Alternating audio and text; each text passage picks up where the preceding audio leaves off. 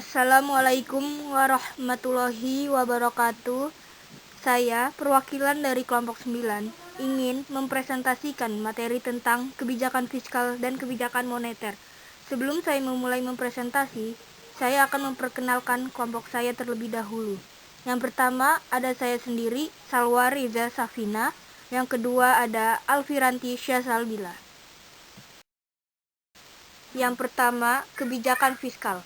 Kebijakan fiskal adalah kebijakan ekonomi yang dilakukan pemerintah demi mengelola anggaran negara. Anggaran negara ini nantinya bisa digunakan untuk mengarahkan pembangunan sesuai kebutuhan. Kebijakan fiskal ini selalu ditonjolkan dalam bentuk pajak, subsidi, dan pengeluaran pemerintah. Kebijakan ini mirip dengan kebijakan moneter untuk mengatur jumlah uang beredar. Namun, kebijakan fiskal lebih menekankan pada pengaturan pendapatan dan belanja pemerintah. Instrumen kebijakan fiskal adalah penerimaan dan pengeluaran pemerintah yang berhubungan erat dengan pajak. Negara Indonesia yang sedang dilanda krisis ekonomi yang berlangsung sejak beberapa tahun yang lalu, di mana tingginya tingkat krisis yang dialami negeri kita ini diindikasikan dengan laju inflasi yang cukup tinggi. Sebagai dampak atas inflasi, terjadi penurunan tabungan, berkurangnya investasi, semakin banyak modal yang dilarikan ke luar negeri, serta terhambatnya pertumbuhan ekonomi. Yang kedua ada tujuan kebijakan fiskal.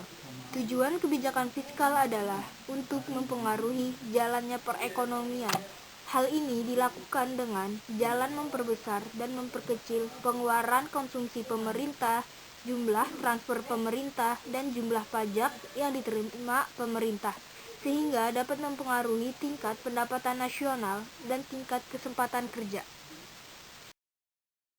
Selanjutnya ada kebijakan fiskal mempunyai beberapa sektor, yaitu yang pertama ada sektor rumah tangga, di mana rumah tangga melakukan pembelian barang dan jasa yang dihasilkan oleh perusahaan untuk konsumsi dan mendapatkan pendapatan berupa gaji, upah, sewa, dividen, bunga, dan lain-lain dari perusahaan. Yang kedua ada sektor perusahaan.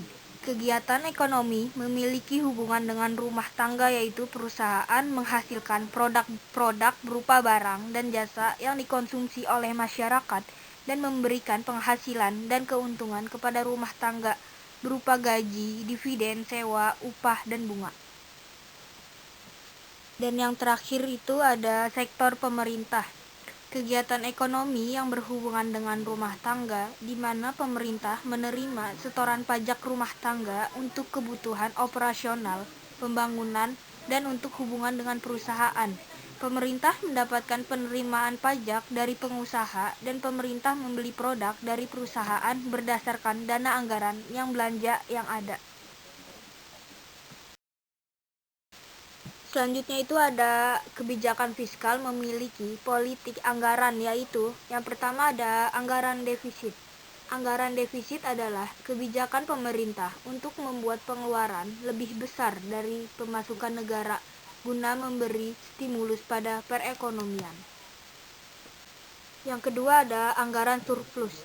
Anggaran surplus adalah kebijakan pemerintah untuk membuat pemasukannya lebih besar daripada pengeluarannya. Baiknya politik anggaran surplus dilaksanakan ketika perekonomian pada kondisi yang ekspansi yang mulai memanas atau overheating untuk menurunkan tekanan permintaan. Dan yang terakhir itu ada anggaran berimbang. Anggaran berimbang terjadi ketika pemerintah menetapkan pengeluaran sama besar dengan pemasukan. Tujuan politik anggaran berimbang yakni terjadinya kepastian anggaran serta meningkatkan disiplin. Yang kedua itu ada kebijakan moneter. Kebijakan moneter adalah suatu usaha dalam mengendalikan keadaan ekonomi makro agar dapat berjalan sesuai dengan yang diinginkan melalui pengaturan jumlah uang yang beredar dalam perekonomian. Usaha tersebut dilakukan agar terjadi kestabilan harga dan inflasi serta terjadinya peningkatan output keseimbangan. kebijakan moneter menggunakan berbagai alat untuk mengontrol salah satu atau kedua, untuk mempengaruhi hasil seperti pertumbuhan ekonomi, inflasi, nilai tukar dengan mata uang lainnya, dan pengangguran. Di mana mata uang adalah di bawah monopoli penerbitan atau di mana ada sistem diatur menerbitkan mata uang melalui bank-bank yang terkait dengan bank sentral. Otoritas moneter memiliki kemampuan untuk mengubah jumlah uang beredar dan dengan demikian mempengaruhi tingkat suku bunga untuk mencapai kebijakan goal. Selanjutnya ada tujuan kebijakan moneter.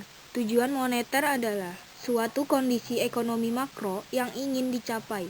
Tujuan tersebut tidak sama dari satu negara dengan negara lainnya, serta tidak sama dari waktu ke waktu. Tujuan kebijakan moneter tidak statis, namun bersifat dinamis, karena selalu disesuaikan dengan kebutuhan perekonomian suatu negara. Akan tetapi, kebanyakan negara menetapkan 4 hal yang menjadi tujuan dari kebijakan moneter, yaitu: pertama, pertumbuhan ekonomi dan pemerataan pendapat; kedua, kesempatan kerja; yang ketiga, kestabilan harga; dan yang terakhir itu ada keseimbangan neraca pembayaran. Selanjutnya ada instrumen-instrumen yang biasa digunakan oleh pemerintah dalam pengambilan kebijakan moneter. Yang pertama itu ada kebijakan operasi pasar terbuka, yang kedua kebijakan diskonto, yang ketiga kebijakan cadangan kas, yang keempat kebijakan kredit ketat, dan yang terakhir kebijakan dorongan moral. Selanjutnya itu ada hubungan antara kebijakan fiskal dan moneter. Sebagaimana kita ketahui bahwa kebijakan moneter akan mempengaruhi pasar uang dan pasar surat berharga. Pasar uang dan surat berharga itu akan menentukan tinggi rendahnya tingkat bunga, dan tingkat bunga akan mempengaruhi tingkat agregat. Kebijakan fiskal akan mempunyai pengaruh terhadap permintaan dan penawaran agregat, yang pada gilirannya permintaan dan penawaran agregat itu akan menentukan keadaan di pasar barang dan jasa. Kondisi di pasar barang dan jasa ini akan menentukan tingkat harga, dan kesempatan kerja akan menentukan tingkat pendapatan dan tingkat upah yang diharapkan. Keduanya akan memiliki umpan balik, yaitu pendapatan akan memberikan umpan balik terhadap permintaan agregat, dan upah harapan mempunyai umpan balik terhadap penawaran agregat dan pasar uang serta pasar surat berharga. Oke, yang terakhir itu ada kesimpulan. Kebijakan fiskal dan moneter adalah kebijakan yang dilakukan dengan tujuan untuk mengelola isi permintaan barang dan jasa, untuk mempertahankan produksi yang mendekati full employment, dan untuk mempertahankan tingkat harga barang dan jasa agar inflasi dan deflasi tidak terjadi. Bagi negara sedang berkembang, sebenarnya sulit untuk menyesuaikan antara pendapatan negara yang sedang berkembang rendah, sedangkan kebutuhan untuk menyediakan barang dan jasa serta membelanjai pengeluaran yang lainnya lebih besar. Sedangkan kebijakan campuran adalah merupakan campuran dari kedua kebijakan di atas yang dilakukan dengan cara mengubah pengeluaran, pengenaan pajak, ataupun jumlah uang yang beredar secara bersama-sama.